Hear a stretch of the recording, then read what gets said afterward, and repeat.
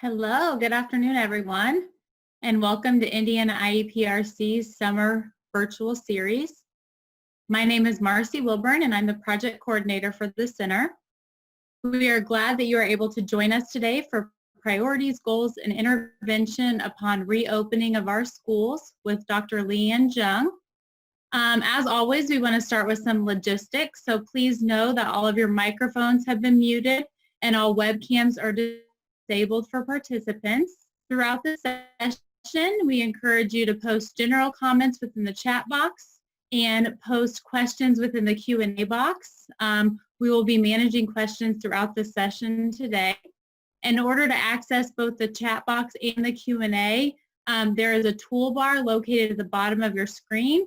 You can simply type into the chat box or the Q&A and then click submit. At the end of the session, you'll be prompted to complete a session evaluation for us, and that is the box in the lower part of the slide, and it will take you to a link to complete the survey. We really appreciate all of your feedback. We want to make sure that our professional learning is meeting the needs of educators in Indiana, so please take some time to fill that out for us. Today, I wanted to let everyone know that we apologize that the live session will not be captioned. However, please know that the recording after the fact will have live captions and will be available on our website. As always, certificates reflecting professional growth points will be sent to all participants within 2 weeks of the session. And then if you have any technical difficulties, you can either contact myself or Mark Suter. We'll put our email addresses within the chat box so that you're able to easily locate those if you need anything today. At this time, I will pass it over to Leanne to share information about considerations for inclusive practices. Welcome, Leanne. Thank you. Thank you, Marcy. Thank you all for being here. Great to be in this space with you. I wish we could all be together, but this is it's nice that we are able to have this technology to continue our work during this time. So today we'll be thinking about our priorities and goals with and for students upon reopening. And, much of what we'll talk about is applicable whether we're in person or whether we're delivering services online, delivering instruction online. But a lot of the issues that we're seeing, even though they were present before, are really giving us a sense of urgency now. This is how you can find me online.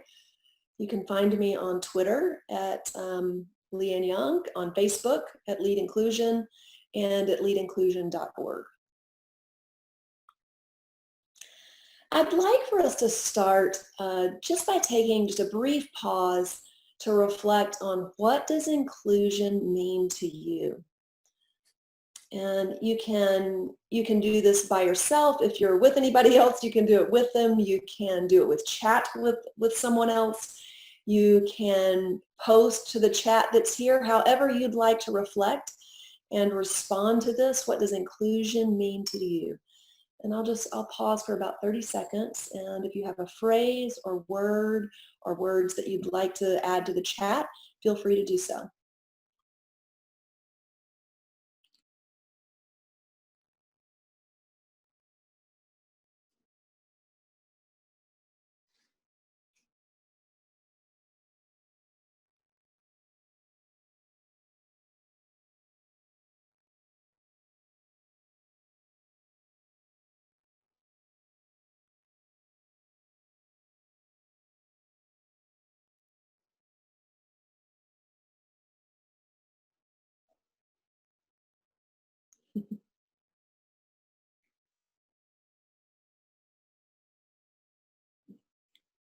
So we're seeing comments about being together, about equity and opportunity, equity and access, students who have IEPs accessing and learning the general education curriculum, valued and accepted, everyone valued and accepted, receiving the same education while getting everything that we need to succeed, all services accessible to all students. Yes, all right, we are all, and I'm seeing some exclamation points, so I know some of you are feeling, all of you probably are feeling very passionate about this. It's no doubt why you're here. Respect, value, opportunity.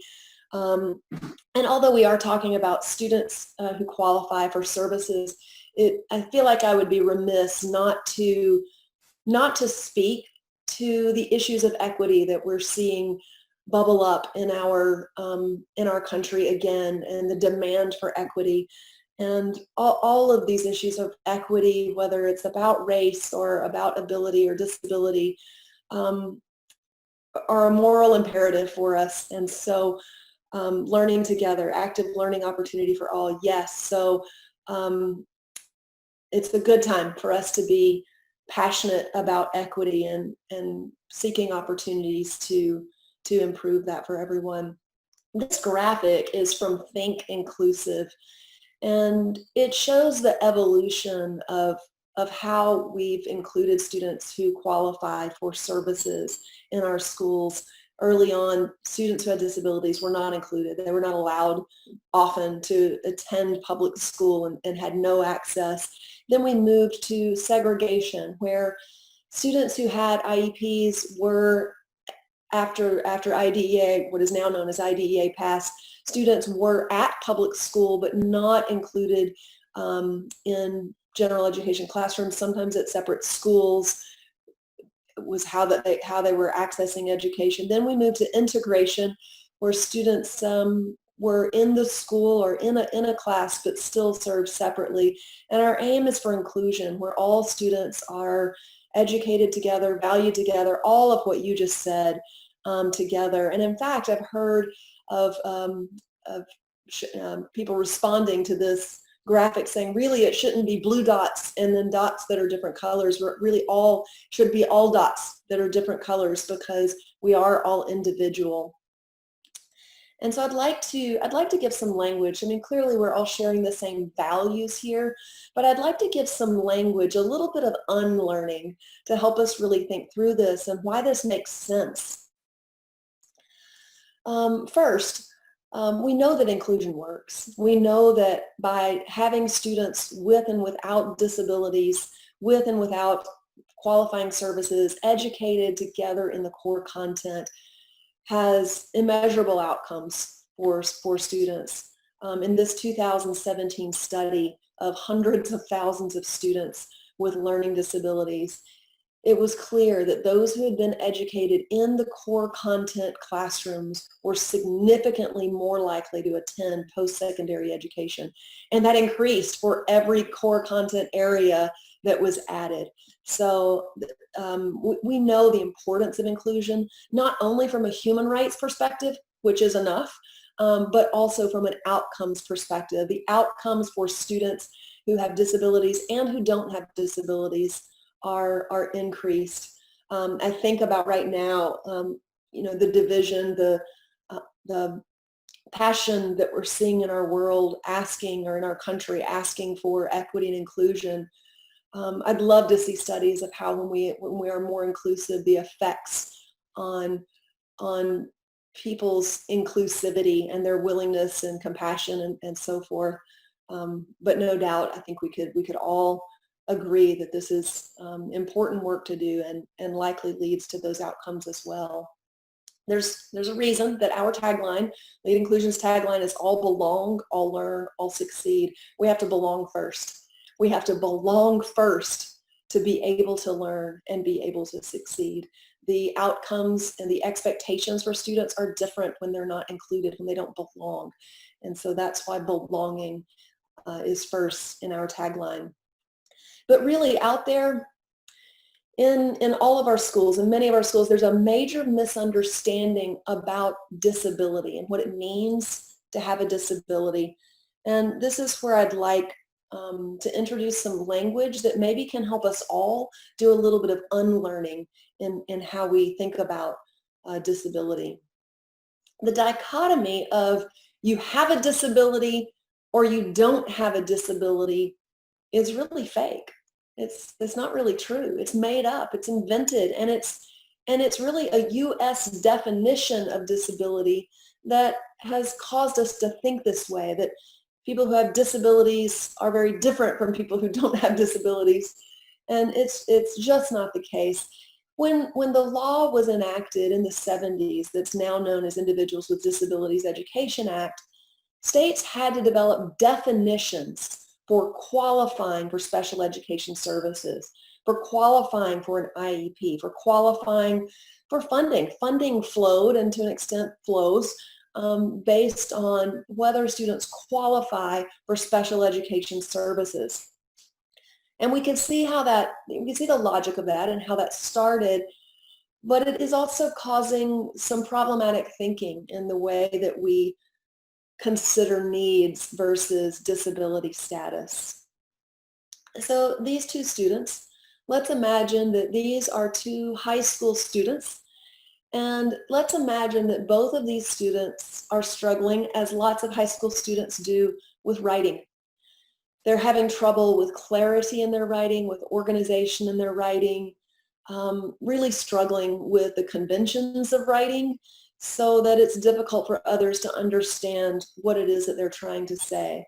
Neither of these students is having difficulty with the content or with the understanding or with the thought process and what they'd like to communicate. They're both having difficulty with expressing that on paper or on their computers. Now let's imagine that one of these students has a learning disability. Maybe one of these students has dyslexia, the most common disability, and the other student does not. So one of these students has an IEP, you can imagine either one of them does, has an IEP, has a learning disability. The other does not have a learning disability, doesn't meet the federal definition or the state definition for this, but has the exact same need.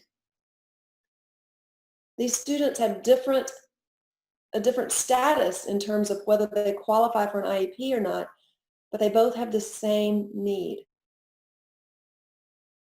Now let's think about this too. Not all needs have the same origin, right? So sometimes a student has a need, and this need is based on a neurological difference. So a student who has dyslexia has a neurological difference, a different brain structure, different brain chemistry than a student who does not. And really that's a learning difference, not necessarily a learning disability, even though that's the language that we use in the law. But it's a neurological difference. And that's the origin of the difficulty that the student may be having in writing. But there are lots of other reasons that students may have difficulty with writing or with reading early on, or math computation, or memorizing math facts, or with behavior, or with managing time and tasks and priorities, or with interaction. Lots of skills that we can think of that students can have difficulty with, and that difficulty may have a neurological origin, or it may not. So when we think of environmental reasons, so these are reasons that originated outside of the person's own biology, own neurology. What are some of the reasons that a student, that second student might have been behind with writing or having difficulty with writing, but had nothing to do with a neurological difference? And you can think about that yourself. You can talk about that with another person. You can respond in the chat. But let's brainstorm some reasons that a student could be having trouble with writing but does not qualify for an IEP, does not have a neurological difference. Trauma. Yeah, that's trauma is what I was trying to communicate with that bottom left circle. So the student might have experienced trauma, and we know that if a student is experiencing or has experienced trauma, that can affect their ability to learn. It could be experiences early on. It could be that early on a student missed out on instruction, and it could be because the student moved a lot and there was a mismatch in curriculum. It could be poor instruction. The student could be an instructional casualty, having experienced poor instruction. Yes, there could be a death in the family. The student could be new to the language of instruction, and in our case that's English. So the student could be new to the language of instruction, and gosh, that's a great thing. That student's going to know more languages than I'm fluent with. But in the beginning, that can cause a student to struggle in their new language, in the language that's being added. Lack of experience, parents fighting at home. Yes, so if there's stress happening, this can cause anxiety, which makes us less available. I think many of us can empathize with at least some stress that we're all experiencing or having added during this time. And we can imagine if students are experiencing a lot of stress. Some students are experiencing more stress right now than others. We can think about all of the reasons that could be the case. That's going to cause some equity issues. So if students are experiencing more stress, less access, whether they have an IEP or not, the gaps will be wider for them when we return to school. Yes, fragmented learning, moving a lot, tired. Yes, you can have difficulty because you're tired. And there are a lot of reasons you could be tired that could be chronic or temporary. Yeah, so I think we're identifying so many of the reasons that students could be struggling and not qualify for an IEP. So the idea of what intervention do you need, what kind of goals do you need, what are your priorities, really have very little to do with whether you have an IEP or not, but rather what need do you have? And for many needs that are out there, many of the needs that our students experience, the intervention is the same whether you have an IEP or not. So we can all think of all of the students who narrowly miss qualifying, all of the students who narrowly miss qualifying based on a diagnosis of specific learning disability. There are criteria for this, and so there are students who narrowly miss that, narrowly miss qualifying based on a definition of autism, but have many of the same needs. The definition of autism changed some years back. There were students who had it or had Asperger's who no longer had it. Their needs did not change. Their qualifying for services changed, but their needs did not change. So really, we want to be thinking about our services, our interventions, our goal setting, our priorities. And especially in returning from school during this time where we have unprecedented new gaps that no doubt we're going to see. We want this to be about servicing students based on needs, not based on status. And there are a number of reasons that this impacts both students with and without IEPs for the better when we think about needs versus qualifying. So students who have IEPs or disabilities, they fit some disability definition, they don't really have special needs. For every student who has a need and has a disability that is creating a need, there's somebody else who doesn't qualify but has the same need or a similar need. Students with disabilities don't have special needs. They have special rights. And it is so important that they have these rights and that we protect those rights. But we want to be thinking inclusively about how we serve, about our instructional grouping. Who's a member of small groups that are working on writing or working on reading? In high school, we may need to implement a reading intervention because that's not part of instruction any longer. Who gets to be a member of that group? Only students who have IEPs or anybody who's needing support with reading? So we want to be thinking more inclusively about our services and about our interventions. When we serve students in this way, then it's no longer exclusive intervention, it's inclusive intervention. In a perfect world, we wouldn't need eligibility, but we do. We do need to protect people's rights and their ability to access services, and so that's why we have it. But it's not because the needs are special or totally different from others who don't have the diagnosis. How many of you are familiar with universal design for learning? I think you can raise your hands, maybe. Yeah, I can see a tally of how many of you are raising your hands. So just keep them up. I'm going to ask a follow-up question. So raise your hand. Well, digitally raise your hand. I can't see you otherwise. Digitally raise your hand if you're familiar with universal design for learning. We're going to dig into a couple of pieces of that today.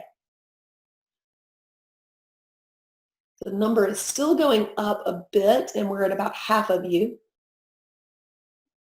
So I'm going to guess that this number is a bit higher too, that maybe 2/3 of you are familiar with UDL. Now I'd like for you to keep your hand up if you know a lot about UDL, and take your hand down if you wouldn't say you know a lot about UDL.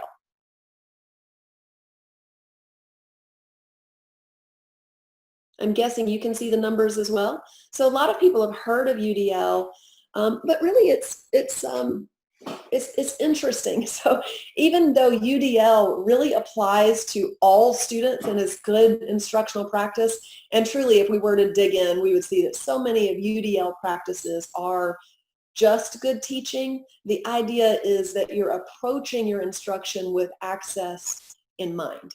So it's a bit of a different lens, but the practices within it are not so revolutionary or new. It's an approach. So some of you know a lot, and some of you are familiar, and so you can take your hands down now. You may have heard the curb cut analogy, and in case you haven't, it's sort of the classic way of describing what UDL means.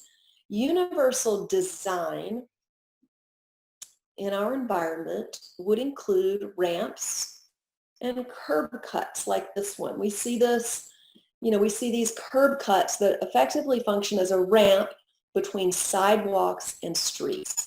So people who use wheelchairs, either temporarily or long-term, benefit from these curb cuts. This is how they get from the sidewalk to the street. They would not be able to navigate our streets without curb cuts.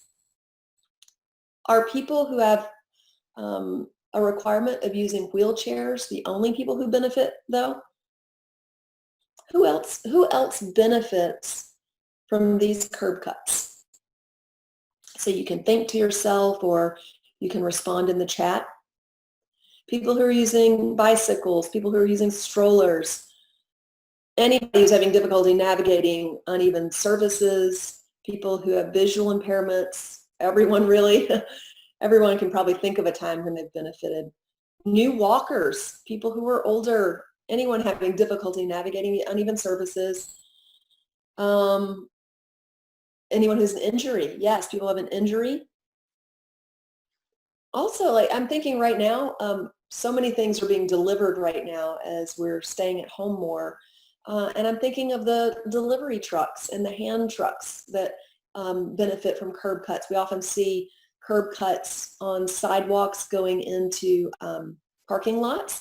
And so to be able to deliver everything that's having to be delivered right now, yes. So there are a lot of people who are benefiting from curb cuts. And it's not just those who would necessarily fit the definition of having a disability. It's everyone really benefits at some point or in some way from this universal design. So universal design for learning is about designing our instruction in a way from the outset that meets more needs. So this contrast from differentiation or making accommodations. When we make accommodations, we have a student who has a need, and we change something about how that student accesses or engages or represents what they know in order to give that student the ability to do so. So we change something for that individual student. It's individualized. Accommodations are. Universal design for learning assumes that we have variability in our classrooms. It assumes that there are those who are better engaged visually than auditorily. We're not talking learning styles. We're that research has been debunked. But there are those who engage better, or they show what they know better in writing than speaking, or vice versa. There's students who access material better by hearing it than by reading it. And this is not limited to students who have IEPs. There are differences among all of us. Normal neurodiversity is what we're talking about, and it's normal. It's a natural part of the human condition. And this variability is not limited to those who meet the definition and qualify for special services or have special rights. It is just a natural part of the human condition. And so universal design for learning assumes this variability, and it means we design our instruction in our classrooms, we design our assessments, we design everything that we do assuming that this variability is there and not limited to those who have IEPs. Now, this doesn't mean we never make special modifications or accommodations for students and deliver special services. We absolutely do. But the idea is that if we put universal design for learning in place first as part of our core instruction, our tier 1 instruction, as part of the universal tier, then there's less accommodation, modification, intervention that needs to happen because the universal tier will work for more students. That make sense? For those of you who know about universal design for learning, maybe that language will is useful in speaking to others. So I want to give you a resource. We're going to talk about a particular piece of universal design for learning today, but I want to give you a resource in case this seems like something you'd like to dig into a little bit more.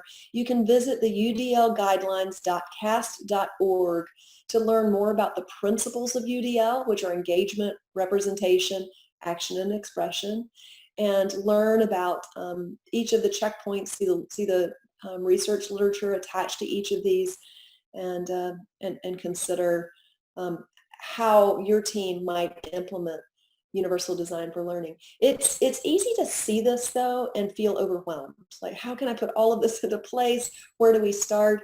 And I'm going to start today with multiple means of representation and give you some ideas of how, if that's not in place already with your team, how you can expand that and a kind of a first step to get that going that relates to our choosing of goals, our prioritizing, but to make sure that as we do that, we're getting good, valid understandings of where students are. Our assessment is going to be where we start in the fall. We're going to assume variability. We're going to assume that there are gaps there, but we've got to find out what students know, what they remember. We've got to figure that out very quickly in the fall and prioritize and make priorities. In order to do that, we've got to have really valid assessments of students learning on the most important skills. So I don't want to overwhelm you if this is new, but just know that starting anywhere, picking any one of these checkpoints and digging in with your team and figuring out how you might enhance what you're already doing is great. And any one of these, you're going to find pieces within this that you're already doing. It's about being intentional about it and for the purpose of promoting access and reaching all students. Such a platitude. We need to meet the needs of all learners. Well, this is an actionable way to do that by assuming variability in our classroom that is not limited to those who have disabilities and making some changes based on that variability ahead of time. One of our biggest, certainly we have to ensure the safety of students. That's going to be our primary concern as we reopen. We have to ensure the safety of our students, the safety of our families, the safety of our faculty. And that's a primary concern, I know, to schools logistically as they open. When we think about the curriculum and how we prioritize, maybe how we revisit IEPs, how we revisit standards, how we, where we start, we're going to have to identify what's most important. We're going to have to think about what is critical, what's urgent, what's most important, what can we let go of, or at least for now, what can we postpone and what can we not? Where is it urgent that we start? I'd like to take a minute. This doesn't have to be this is just meant to be brainstorming. So it's not where you're identifying the 5 most critical skills that you're positive are the 5 most. But if you had to identify 5 skills for whatever grade level, whatever age level you're teaching, 5 critical skills that you can't live without, or you really don't want to. It would be great if everybody had these 5 critical skills, and we can just brainstorm these. You can jot down 5 on a sheet of paper where you are, or you can use the chat. If you're with other people, you can talk about this. But I'd like to pause for about a minute and let's think about what are 5 critical skills that students at your grade level really have to have. Okay? And as you think of these, you can put them in the chat box. All answers are good. All answers are valuable. No right, no perfect answer here.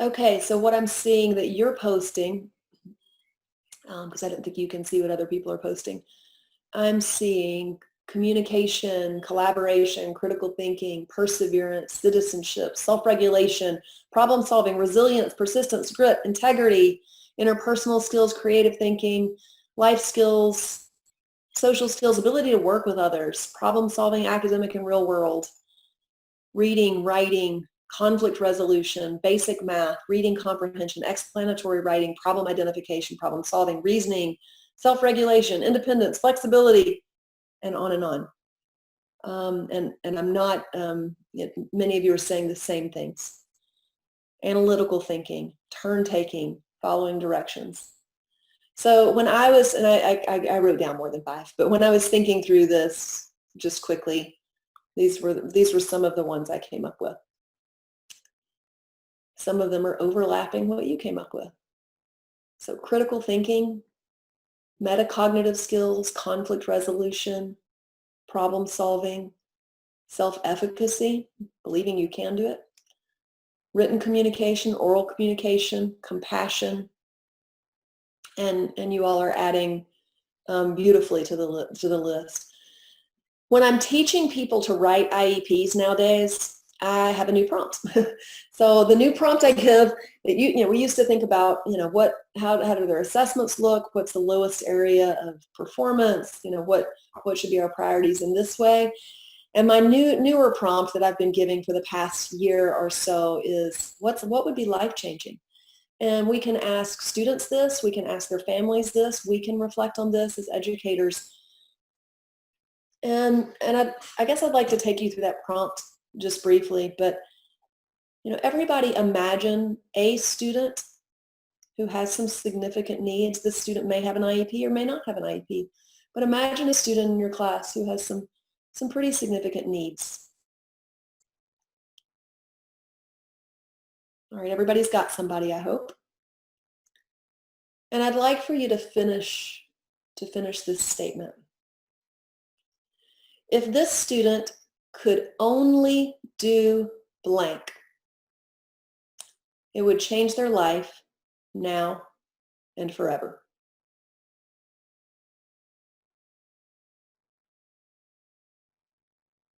If this student could only do blank, it would change their life now and forever.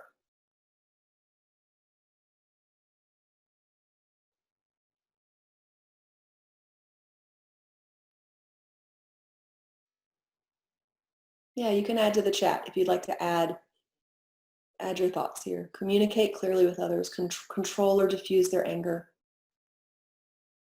Learn to regulate their emotions. Self-advocate. Demonstrate independence, problem solving, communicate with others, self-regulate.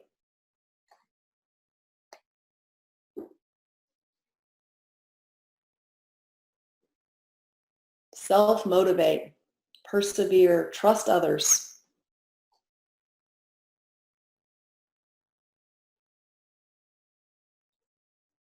Attend to instruction, self-motivate, comprehend spoken and written words. Recognize their emotions. Believe they can do it. One of the biggest predictors of later outcome is self-efficacy. Listen. So you all are identifying skills, organize themselves that are that would be life-changing for this student. this is the kind of focus we're going to need to have when school opens. You know, better to pick something with this level of focus and do it really, really well than to try to do everything. And it can be liberating for us too, right? Like it's overwhelming if we think about all of the curriculum standards, all of those curriculum standards. How do we teach all of that? How do we measure all of that? Hint, we don't have to measure everything we teach. And the curriculum standards are not, we do not have to assess everything all the time. What I said about self-advocacy and what it predicts, yes, self-efficacy. So a student's belief, a person's belief that they can do it is the greatest, it's one of the greatest predictors of what actually happens. You all, you probably don't remember Robert Merton, but you definitely remember what term he coined back in the 30s, which is self-fulfilling prophecy. So that literature and the self-efficacy literature all point to the necessity for students to believe that they can. This is a whole field. This is related to motivation. So for those of you who want students to be motivated, they have to believe they can in order to be motivated. We can't just use carrots and sticks to motivate. Yes, somebody wrote, I think I can, I think I can, I think I can. Yes, exactly. And, we could spend the whole day on self-efficacy, but, the short answer is that we have to give students small successes, especially students who have failed and failed and failed and don't believe they can. We have to give them lots of opportunities for successes, celebrate those successes. We have to essentially take the staircase and make the steps smaller, make the end point is the same, but the steps are small instead of big steps. Yeah, so that's really important. All of these and what you came up with have impacts on people's lives 20 and 30 years from now, not just within biology class. Biology class is important, but the skills that are most important, we can identify those, and those are life-changing. This is my quick list, and you had an important list too and had important things to add. I think that this is one of the most important things we can do upon returning is prioritize. And for some students, the priorities have changed. They're going to be different when we return, especially if we come back with this type of focus of what is life-changing for the student. And this is not just about IEPs. This is about whole classes, about whole grades, and then layer over that about individuals. So we can think about, how are we going to do this? How are we logistically going to do this? What teams? Will we get together as grade level teams, or will we get together as subject area teams depending on grade division? Can we identify the most important, most critical skills? And you all, like as I read through your lists for overlapping, and we did that in 1 minute. It's not going to take teams a lot of time to converge on what's most important. It won't. We know when we ask what's life-changing, what skills do you use every day in your life? What we can identify this. We can do this with students. We can do this and bring them into this creating of our direction and how we get started. And frankly, I don't know that we should return to normal. I don't think we should return to what normal was. I think this type of focus should be on our mind all the time. Yes, we have a beautiful, full curriculum of many, many skills and a lot of knowledge and understandings and abilities, and we still want to teach the full curriculum. But at the end of the day, sometimes we have to prioritize. And we don't want to continue to try to do everything not so great. We want to, when it's necessary, and the fall it's going to be necessary, we want to choose what's most important and hit that hard and do it really well and do it in a way that's accessible and do it in a way where we've designed it for everyone, not just making accommodations and interventions, on the back end. So what we have to do is mind the gap. Now, this is something we can do now. Yes, you're right. So one person wrote, students can't access the curriculum entirely and do it successfully if their social, emotional needs are not met first. Absolutely. And we may and different school populations are different, you know. I mean, some school populations are going to have enormous groups of students who've experienced stress and trauma. You're going to have huge proportions of populations of kids they've either lost a family member, lost someone they know, their families have lost their jobs, there's enormous stress. And that's, you know, that's going to be more true in some places than others, more true for some students than others. And it's just such an important point that social emotional needs are a part of this. It's a part of this discussion of what would be life-changing, what's needed right now. When we do think about the academic curriculum, this is something that we can do now. We can take a look at the assessments that we've used this spring or this past year, but you know, some of the assessments that we've given. It'd be interesting to compare ones that assessment opportunities we gave before the pandemic and in the time of home learning. It'd be interesting to see how those compare. But if we could take some student work that we've recently taken and take a look at what we measured. What did we actually measure? And within that context, are we measuring what's most important to learn? Are there gaps there? They should fully overlap. We should be measuring. You know, we don't have infinite amounts of time to assess and measure. We do want to measure what's most important to learn. And so we can do that now. This is something we could do.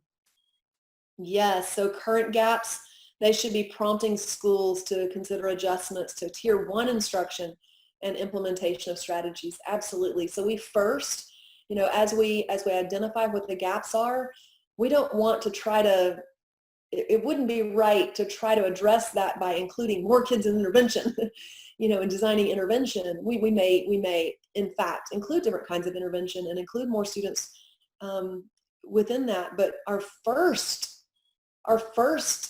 action is to make changes to core instruction. Our first action is to change what we're doing in the general education classroom to pivot where we need to pivot. So thank you so much for that comment. So an actionable step we can take is to take a look at an assessment and see what it is we measured, and is it measuring what's most important to learn? And we might be saying, well, of course we measured something important to learn. Of course we did. But let's think about it. My daughter started university this year, so such a weird first year at college. But in her first year, she took a stats class. And this professor was awesome. I mean, she used real life examples that were relevant to engage her class in thinking about statistics. She taught them the skills of how do you choose which procedure to use and how do you interpret your results and so forth and so on. And I think if we were to ask that professor, what's most important? You know, what's the most important part of what students learn from your class? I think she would probably say it's important that they understand that you can use statistics to make decisions, that you can choose the right procedure, that you can interpret results, that you can read statistics that are presented in our media, in our news, and in journal articles and understand them so you can be a critical consumer. I think that's probably what she would say, but this is what she measured. Students, and this is a screenshot, the one on the right is a screenshot from my daughter's computer at school.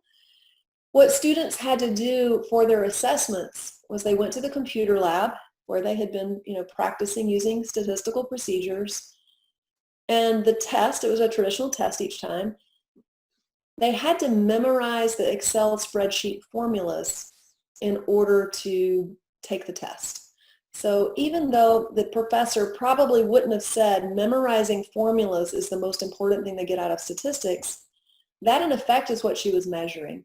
For a lot of people, including those who have specific learning disability, memorizing formula outside of a context and without the ability to use a mnemonic or some other strategy is incredibly difficult. And yet, students who understood the procedures, understood how to use the procedures, could carry out the procedures, and make correct interpretations, sound interpretations, were unable to access actually the professor. The professor was unable to access their knowledge because there was this barrier in place that really isn't what she would likely say was important. And honestly, we've all had this. We've all had a professor in college, or a teacher, probably not a teacher, probably just a professor in college. College is where some of the worst assessment happens, right? But we've all had a professor who said, half of you will fail, you'll be lucky to pass this class, nobody ever earns an A, and this professor sort of, made some of those same claims. And it wasn't that she wasn't a good person or a good teacher. She had excellent instruction. She misinterpreted what the word rigor meant. She interpreted rigor to mean if the task is hard, not that many students will perform really highly. And if it's hard and not that many students perform really well, that must mean it was a rigorous class. Whereas that's not the case. It was just a tricky task. A rigor means deep understanding of an essential, of an essential concept. It's an essential deep understanding. It's not about jumping through hoops or surviving something that was tricky. That's not what rigor is. And so, unfortunately, a lot of kids dropped, a lot of kids failed, and it really didn't have anything to do with what was important to learn. So we need to do a gap analysis to see, are there any barriers in place? Are we sometimes measuring what we would call in research a confounding variable instead of the variable we really need to measure? And in this case, we were measuring students' abilities to memorize formula. That was a confounding variable that got in the way of our ability to measure what we really needed to. We've got to get rid of this stuff. We've got to get rid of these barriers and confounding variables, because we have to know what students know and what they don't know. If we don't have good, valid assessment, we can't make good decisions about what to teach. If half the students fail, it may seem they don't understand the concepts, when it may be that 80% of those students really just needed support in memorizing the formulas, but this was getting in the way. So we've got to identify this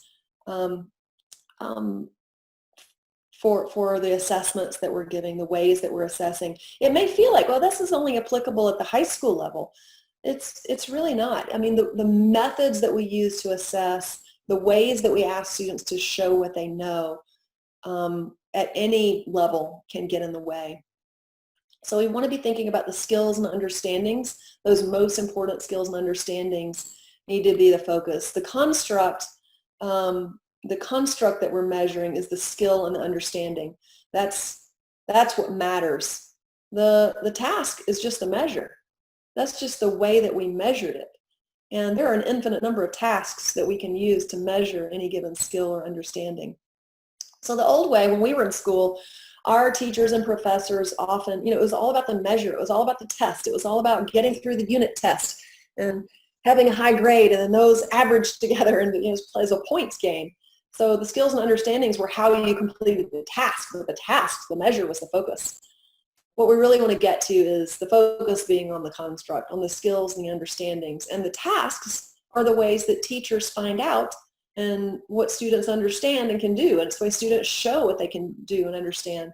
And there are lots of different tasks that we can give. We want to design the tasks, though, in a way that students perform their best. We want to see everyone's best performance so we understand what they really know and understand. So I'm going to give you an early childhood example, and then we're going to consider something for ourselves as adults. And then And before you go to this example, we do have one question in the chat. Please. How would you define rigor? Oh, I'm so sorry I missed that. Sorry, in the Q&A. I'm sorry? How we define rigor? It's in the Q&A. How would you okay. I can't see the Q&A. I can only see the chat. Yeah, so rigor is, expecting a deep understanding. Essential understanding is if we look at like Understanding by Design and Jay McTighe and Grant Wiggins' work, I think that's some of the most important work in considering what we really mean by setting the bar high. Setting the bar high isn't creating some ridiculous, tricky test. that's not rigorous. That's just tricky and obscure. Rigorous is expecting a deep understanding, not just knowledge, not what we often think of as recall or, having facts or having a, procedural, it's a knowledge. It's about an understanding, a deep understanding. It's not about, do I have a procedural knowledge of how to carry out this math problem, this two-step algebra problem or multiplying fractions or addition or whatever. It's, do I understand it? Do I understand what I'm doing? That's rigor. It's not tricky or making the task difficult. It's expecting a deep understanding. Hopefully that was helpful. So I can see the chat. I can't see the Q&A, but so this is an example from early childhood. And I think it might connect to this question about rigor as well. If you work with young children up to age 8, you probably at some point in time have encountered the Battelle Developmental Inventory. And so this assessment is a 5-area assessment where we're looking at development, young children's development. And one of the tasks on the Battelle Developmental Inventory is stacks 9 1-inch cubes in a coffee mug. Now, the task is not what's really important. I mean, you can go your whole life and not stack 9 1-inch cubes in a coffee mug. You probably have. You might have. You may, unless you've administered the Battelle Developmental Inventory, you probably have gone your whole life and never stacked 9 1-inch cubes in a coffee mug. But that is just the task. That is just our measure. That's not, I'm never going to write an IEP goal that a student will stack 9 1-inch cubes in a coffee mug any more than I'm going to pluck something off of an IQ test and say, that's a goal. That should be an IEP goal. We don't pluck items off of assessments unless they're just super functional assessments. But we don't pluck items off of assessments and turn those into IEP goals because that's just a measure. There are so many ways we can measure what we're trying to measure there. And what we're trying to measure is, spatial matching. So can I take this item and this item, and I can tell just by looking at them that they're the same shape and size. The child has it when they sort of try to pinch the sides together. They have spatial matching. Do they have persistence? Or in early childhood, we call that mastery motivation. Key predictor of success, even then. Do they persist? Do they have a radial digital grasp as opposed to a palmar grasp? Or, what kind of grasp do they have? Do they understand what I ask them to do? Do they have receptive language and so forth? So these are some of the skills that we're measuring through that task. These are what's important, not the task of stacking the cubes. It's this that's important. And you know what? We can measure those skills in young children with a lot of different items. All of these items, we could watch a child in natural play and have an understanding. Yes, the Battelle Developmental Inventory has items that makes it really efficient to measure all of that, but we can measure and teach these skills with a lot of different items. And in fact, it doesn't even have to be like toys. It can be just regular stuff around the house that we can use. I mean, we wouldn't want to use those coins with really super young kids, but you get the idea. So we can use all kinds of items to measure this. It's no different for us. It's no different for our students. We have to offer multiple means of expression. Multiple means of expression is one of the principles of universal design for learning. Multiple means of expression means that we give students options for how they show what they know and understand. We give choices. And the purpose of giving those choices, well, one choice is just engaging, right? But the purpose of giving choices is that we want to see students' best performance, and we want to remove confounding variables and give students many ways.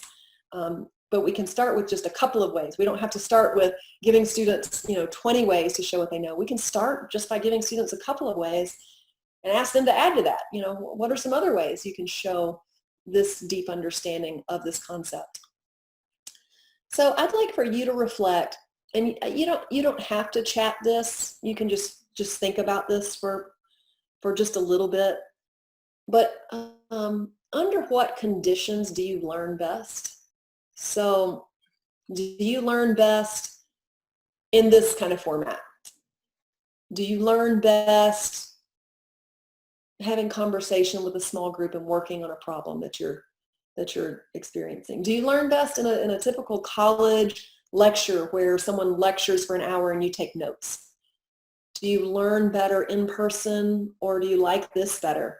Do you learn better from text, from a book, from reading it yourself versus being taught by a person? So there are a lot of options for, conditions under which you learn best. Do you learn better when the environment's quiet or when the environment's not so quiet?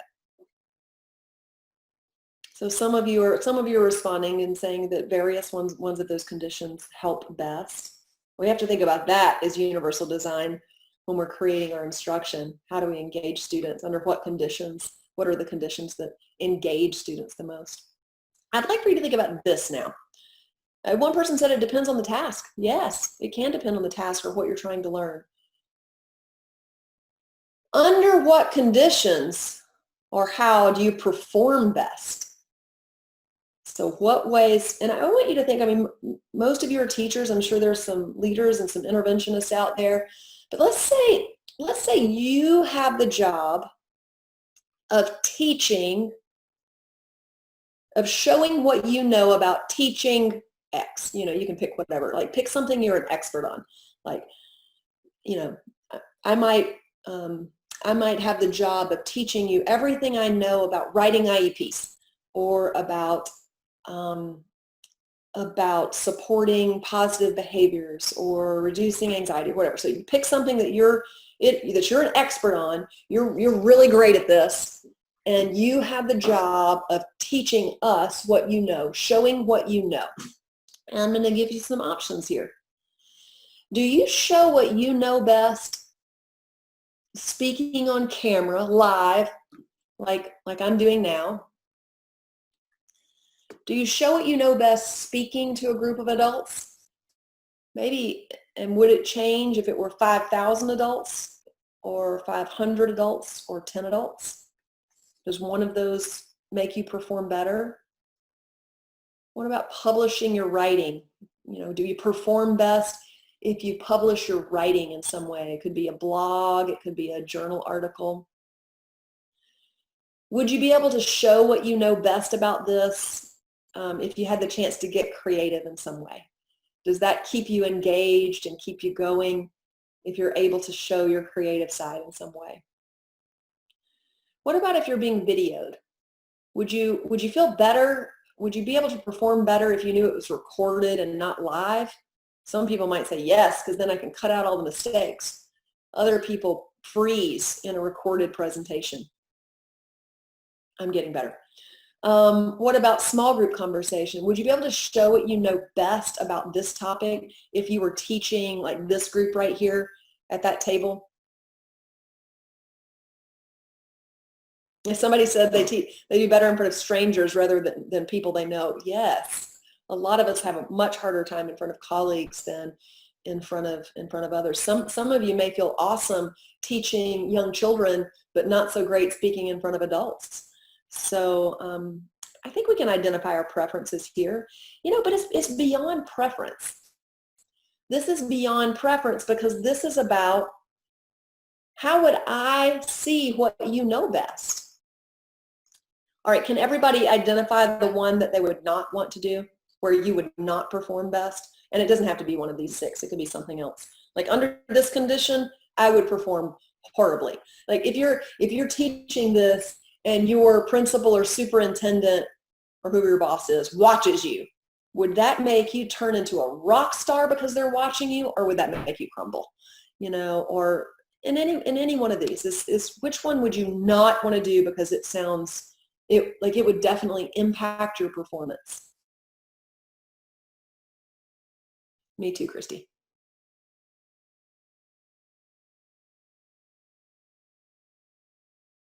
All right, so everybody's identified a way where you are an expert, but if you were asked to do this, you wouldn't perform well. Does that mean you know less? Does that mean you're less of an expert on it?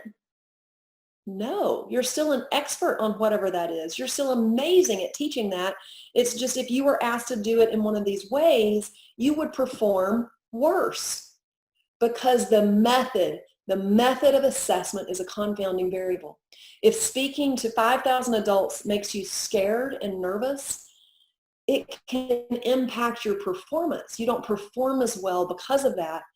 And it compromises the validity of my assessment. If I'm there to judge you on how well you teach this and judge judge what you know, evaluate that so I can give you feedback and, or whatever, the method that I've given you and I said you had to do it this way, that's a confounding variable. It gets in the way of my knowing what you know. This happens to our students every single day. So often when we conduct an assessment, we give students one option for how they show what they know. And those students who say, yes, this is how I perform best. Yes, give me a timed multiple choice test. I can't wait to take the SATs. There are students who feel that way. They're at an advantage in that context. For students who are, they've been asked to give a presentation in front of the class. For some students, they can't wait to do that. That's going to elicit their best performance because writing is not so great, but this is great. And for other students, the idea of getting in front of their peers is paralyzing. You don't have to have an IEP for that to be the case. And if I could just write it, if I could just publish what I knew in some way, I'd be able to show what I know.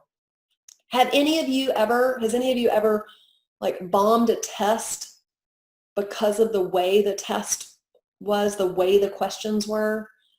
Or maybe some of you did really well on the ACT or SAT or GRE or whatever, and then some of you don't do well on it because of the way it is, because of the way that assessment is. I think everybody, I'm seeing yes, I think so, yeah. So one person said, I hate multiple choice. I guarantee you the reason you hate it is because you overthink it. You can't, they all look correct or they all look incorrect and you can't quit thinking about it, and other people are good at that. They're good test takers. We've got to take that variable out. So when we give only one option to students, we are not only, we're giving an advantage to the students who perform well under that condition and a disadvantage to the students who don't. And so in order to level the playing field and get that variable of test method or assessment method out so we can truly understand what students know, we have to give them options. This quickly becomes an issue of inclusion and equity. It quickly becomes an issue of this because for students who do have disabilities and their ability to perform under certain conditions is affected, it's not always a part of their accommodations. This is broader than what's explicitly included in accommodations. For students who don't have IEPs, who are not protected, who aren't protected and have the right to those accommodations, now we've really introduced an issue of equity. And let's think about who that affects. Let's think about let's think about the students who have difficulty performing well or struggling but don't have IEPs because they don't have a disability. It's a lot of those things you brought up earlier. It's kids who've experienced trauma. It's kids who've experienced poverty. It's kids who are experiencing stress in their life. It's kids who are already marginalized, right? And already having difficulty. Those are the ones who aren't protected by an IEP. And now we've issued we've created a greater difficulty with equity by not providing these options. Do you know what this is? Not too terribly long ago, coal miners would carry a canary into the coal mine because if there are harmful gases, it would harm and kill the canary before the humans, and the humans could get out.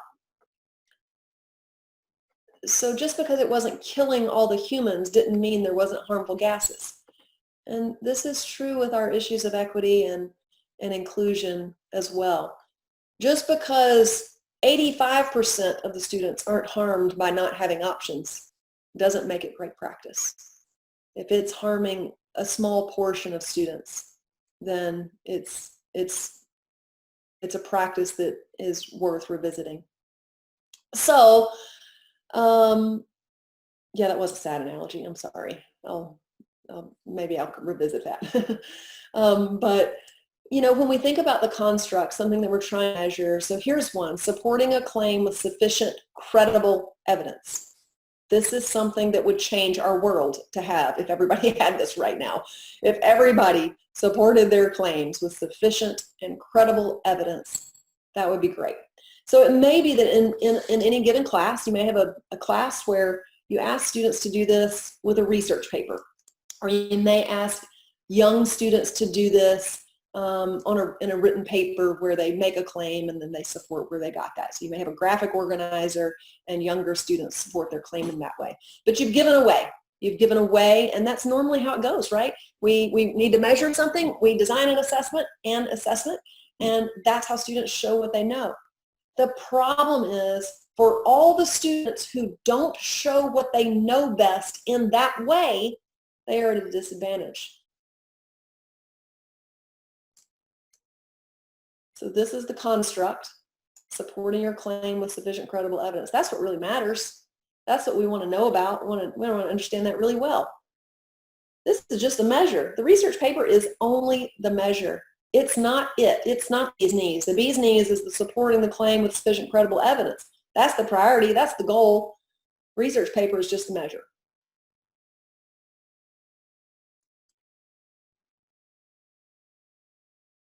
So you might think about a recent something that was being measured in your class, or for students on your caseload in their classes. You can think about something that we were measuring and how it was measured. And we can reflect on, was the way it was measured a confounding variable for some of those students? Were there students who would have performed better and shown what they know better if we'd given them a different way of showing it? And this is not just about being nice to help grades better. That's not what it's about. It's about getting good, solid, valid information about what students know and understand. So how can we change our assessment so that we have a better understanding of what students know? If we only give one way and no options, there are students in our classes for whom we will not understand fully what they know and what they understand, because we haven't given them the option to show it in the way that they know that they can perform best. It's just like the example of you're teaching me what you're an expert on earlier. Even though you're an expert on that, if I asked you to do it in the way that you said affects your performance negatively, I wouldn't have valid information on what you know. Look at all these ways. Look at all these ways we can ask students to support a claim with sufficient credible evidence. I could ask students to create a news program. They could record it, or they could do it live. I could ask students to write a news article. So they're writing it instead of doing it verbally. It could be an online publication, or it could be just text only. They could get creative and show what they know by embellishing and making it publication quality. I could ask students to debate. I could give them an option to debate live or to record the debate. I could give them the option to do have only the debaters present, or they could fishbowl in front of the whole class. Could give the option for students to conduct a video presentation, either live, like with Zoom or Google Meet or whatever, or they could record their presentation. I could ask students to give them the option to write a research paper or to create an online publication, a blog. I could ask students to deliver a live presentation. It could just be me and the student. It could be the student and a small group of students, or it could be the whole class. And these are just some. These are some of the ways that I brainstormed that we could ask students to show what they know with regard to supporting a claim with evidence. Now, there are options I don't have. You know, if we're talking about a writing standard, then the writing standard is the bar. And so we give options of demonstrating that, different writing options. So we have to know what our goal is, what our learning goal is, in order to know what our options are and what our options aren't. And you'll get this question, is that fair? Is that really fair to give some students the option to present and others to take that test? Really, it's the only way to be fair. I mean, some students are going to prefer the test. They prefer to be assessed in that way. Other students would be able to, show what they know best in presenting. So, having options really is the only way that we can be fair.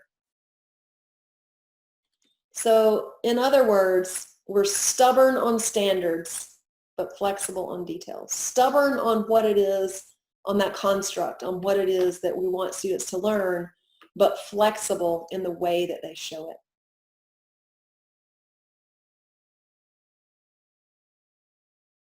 So knowing your North Star, which is supporting a claim with sufficient credible evidence, makes the options clear. We know what our options are, we know what our options are not.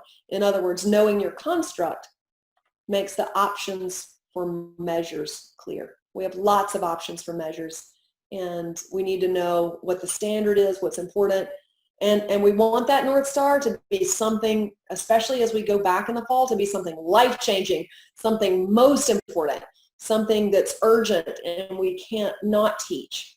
That's what we want that to be. When we do this, and it may seem overwhelming, but we don't have to give that whole map of options. It may be that we start by identifying a couple that we feel remove the most confounding variables for students in our class. So what couple of options can we give? 2 or 3 options to students. And when we get good at this, we get really good at seeing, the focus on the understanding and the skills. It's not only we can come up with options, our students can come up with options, and that can also make it more doable. When we give options, but then also let students participate in that. That helps with motivation and engagement as well, when students are a part of designing it and they truly get to choose something that they find not only that they would perform best, but that they find enjoyable. And so when we give those options to students, that really helps open a lot of doors for us. So when we use universal design for learning, we're able to really maximize the talent of our special educators, because they're using their time not to just deliver intervention or drag kids through assignments, but we want our specialists, special educators, speech therapists, our physical therapists, occupational therapists, we want all of our specialists to be a part of design of instruction in the universal core. So, when we're able to do that and we're able to really maximize the talent of those experts, and we bring the experts in the curriculum and the experts in skills and experts in intervention together to design instruction, wow, we get to so many more students and are able to minimize the need that we have for specialized interventions and serving outside of the general education classroom.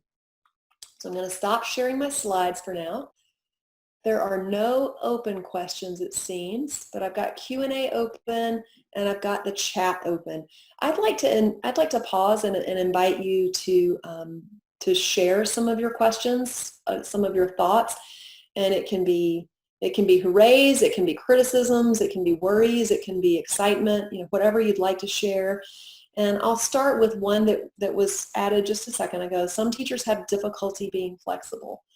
So, and I'm not sure if your particular experience is that a classroom teacher is having difficulty being flexible in this way, or if it's an interventionist is having difficulty being flexible, because that can happen either way. I was recently, we had a project where we were doing an inclusion review of 45 schools, and they had made a move to try to bring more intervention, to change Tier 1 instructions so that more students were spending more time in the general education classroom and not needing to spend as much time in a separate classroom for intervention. And some of the interventionists were having difficulty with that because they were very candid and helpful to explain how For them, it was really difficult because in a controlled setting, I control what I'm teaching, I control how I teach it, and moving into this way of designing instruction and collaborating is in a lot of ways harder. And then, certainly we've also seen examples of the other way, right? So where a classroom teacher may have difficulty having another person in their room. For some people that makes them nervous, makes them not perform as well.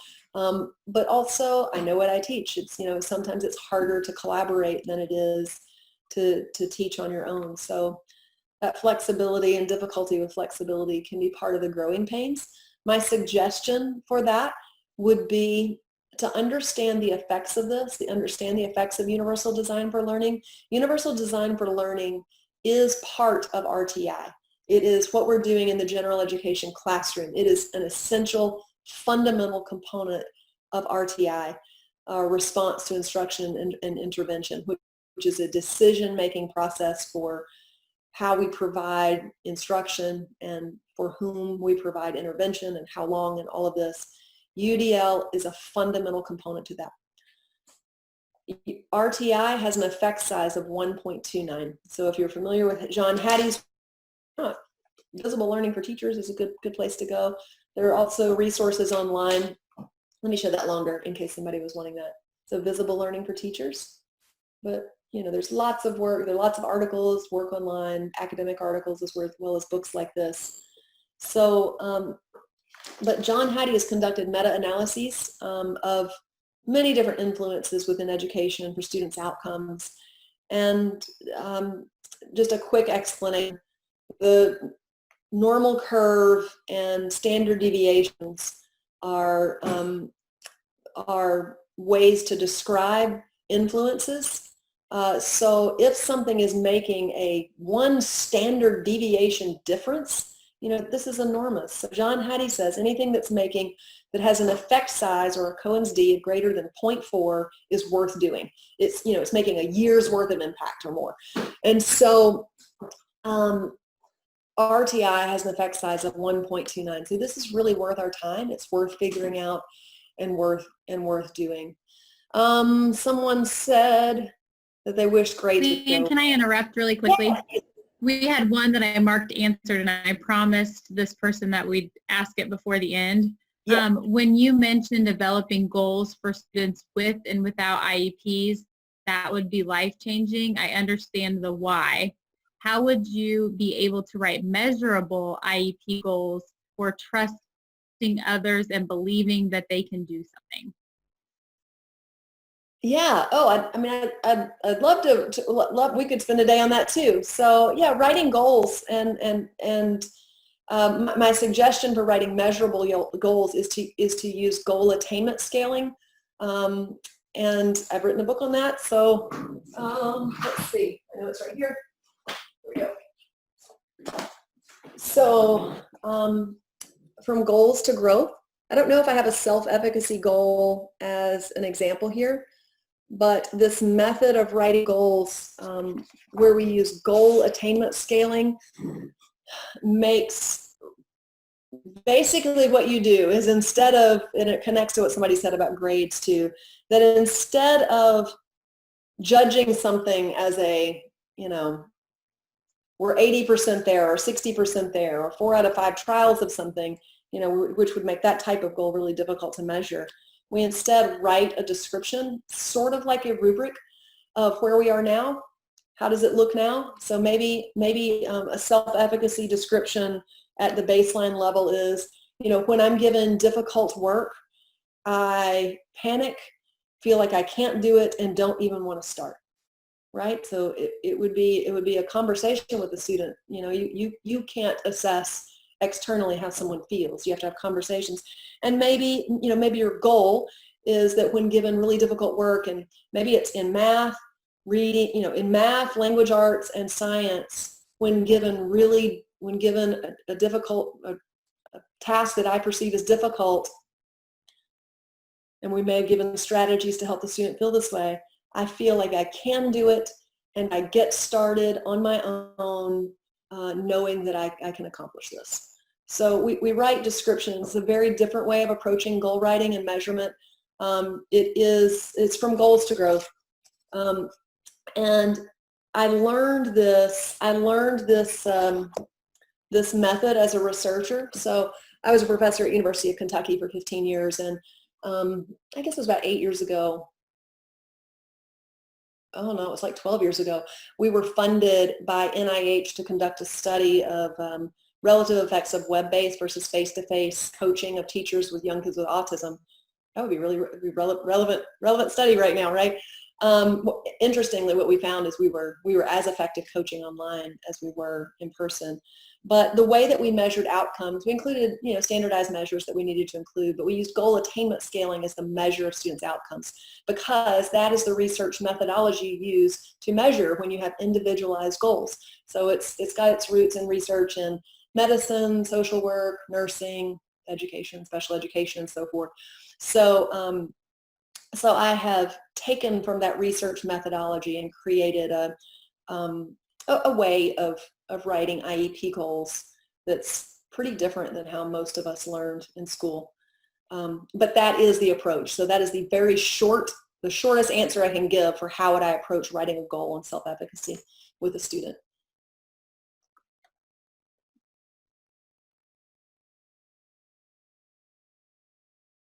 Yeah, okay, so like I think Nancy, I think your question is kind of about like how do we choose which goals to do this for? Well, first, I think we need to include students in making decisions about priorities much more than we do. I remember when my son, both of my children have dyslexia. I remember when my son, Spencer, was in 2nd grade, and I brought him to his IEP meeting, and everybody sort of had this panic look, like, what are we supposed to do with this? How do we talk about his learning disability? And it's like, he knows he has dyslexia. We see it as a learning difference, and we don't see it as something to be ashamed of, or we don't see it as something as limiting. So bringing students into that process so that they have a bit of a barometer for what's most important too. How do we do this with lots of students and more than students who have IEPs? We don't have to go to the detail that we do in IEPs. Frankly, IEPs are too detailed, but we do need to sort of like in a mentorship role, having students identify their own goals. They can write goal attainment scales. They can do it. It's just a skill set, and it's not so hard. It's just different than the way we did it in our programs. So that's what I would suggest. I do have a short article on that, on goal attainment scaling. It's up on our website. So if you go to leadinclusion.org under resources, I think is the tab to click on. There's publications, and there are a lot of articles that you can download straight from there. And the article is called Scales of Progress. It's an ed leadership article. So that can help. And it's not, that particular article is not centered on IEP goals. It's just centered on a different way of measuring. And frankly, yeah, I'd love for the A, B, C, D, and all to go away as well. And and I've written about standards-based grading and talked about it for a long time, but I really think we need to go to goal attainment scaling for the way we grade, to be honest, because why do we need to say something is mastered or not mastered? Let's just say where a student is. Show the progression, learning progression, and just say where the student is. So that's my thought on that. Learning styles. So that work by Gardner has long been debunked. Yeah, so they don't really apply. I mean, we have preferences. We have ways we show what we know best, but that original work on learning styles has long been debunked. How do we get stubborn teachers to fully include students and be willing to co-teach and co-plan with the special education staff? Yeah, I mean, there's a multifaceted answer to that, right? Like, no special educator would be able just to make that happen, right? To say, this is how we're going to do it. It's in part got to be the mission of the school. We've got a little time. There's one more piece I could show you that I think it would illustrate what you're asking. It's not here though. Okay, I'm just going to describe it because I can't find it right away. So I'm just going to describe it. So there's a Dilt's nested levels of logic. Really, it's really not from the field of education. Bob Garmston and Art Costa use it a lot in their work in cognitive coaching. But when we think about like what's necessary to have in order to be able to feel like you should include. Could you try again? Ooh, Siri on my watch talked. Sorry. When we think about that, it's not only capabilities that they need. I mean, that's what we often think about. You know, I need the capabilities. Come teach me the strategies so that we know how to do this. And I've got it. So I'm going to share my screen and show this to you. So it's not just the capabilities. It's not just that you need the skills or the strategies to be able to include. It's much more complex than that. And oh, good grief. All right. So Dilt's nested levels of logic can help us understand a bit of what's needed.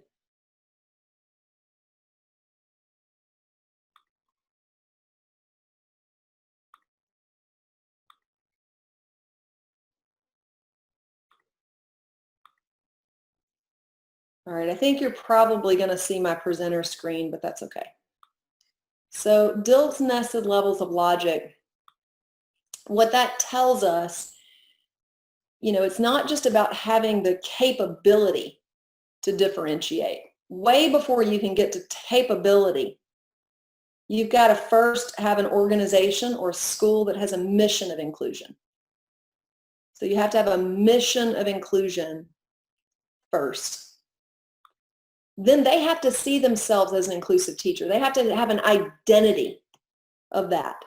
So if a person doesn't have an identity and sees themselves as an inclusive educator, someone who can be effective with all students, it won't matter what skills or policies or whatever are in place, you're going to hit that wall. Even after they have an identity, yes, I see myself as an inclusive educator, just like our kids have to have self-efficacy, teachers do too. They have to believe that they're efficacious, that they can successfully, they can be effective in teaching all students. So that's the piece I'd like to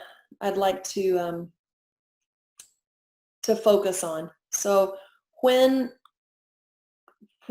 a teacher does not see themselves as able to teach all students, like they're overwhelmed, maybe they're overwhelmed. I've got 30 students in my class. How can I do that too?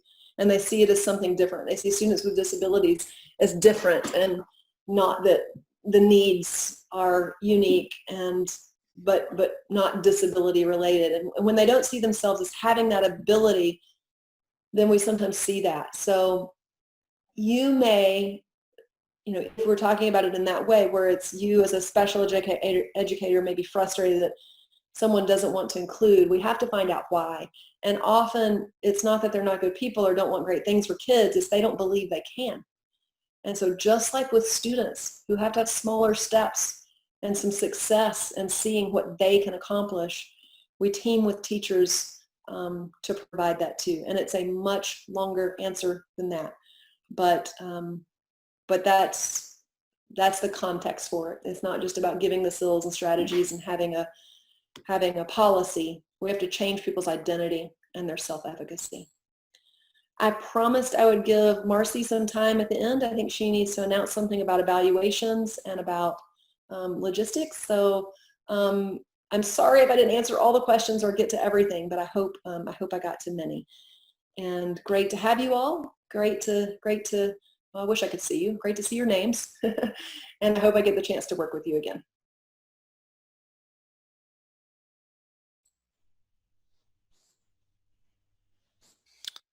Oh, wow. This is Mark. Marcy's experienced some technical difficulties, so she's really putting me on the spot here. I know she would ask that you please fill out the evaluation. Once the session is done, a screen should pop up for you with a button that will let you fill out evaluation out, or you can access it at indianaiEPRC.org/eval. Thank you all for attending.